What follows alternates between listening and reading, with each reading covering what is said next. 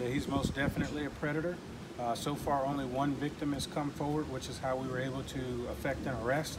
But we're hoping that now that he's in custody, more victims may come forward in the future. That's what we're hoping. He has a extensive criminal history, and he's a predator. He preys on underage females, and that's what he did.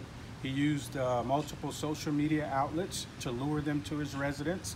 And once he lured them to his residence, he'd offer them alcohol and narcotics, and he'd engage in sexual intercourse with them. Can you go into how you found out about this 14-year-old? We found out about it when she responded to the hospital. She took ill, and he went to the hospital with her. And hospital staff, it looked a little suspicious to them, so they notified the Department of Children and Families, who responded. And then once they began questioning, that's when they decided to go ahead and open up their investigation, because it just didn't add up.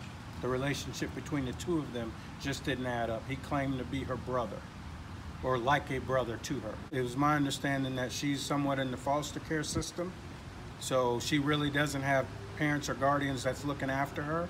So like some of these other victims that we're hoping are come forward, they're all pretty much in the same boat.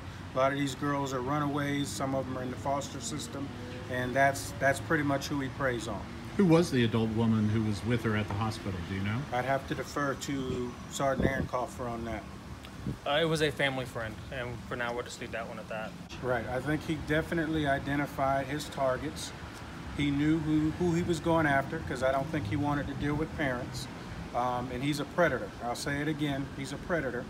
And that's what he did. He used multiple social media outlets to lure them to his residence. And what he was doing is he'd get one girl at the house, he would take her phone and then go through her social media and invite her friends to come over and drink and party and hang out, and then get them wrapped up in a situation and continue that cycle until we have, a handful of possible victims out there. And the main thing we want to do is, now that he's in custody on a no bond status, I'm hoping that will spark these girls that are the victims that step up and come in here without the fear of him coming back after them, and come bring it to us so we can put some more charges on him and get this predator off the street for good. That's my concern, is how many others has he done this to that have not come forward?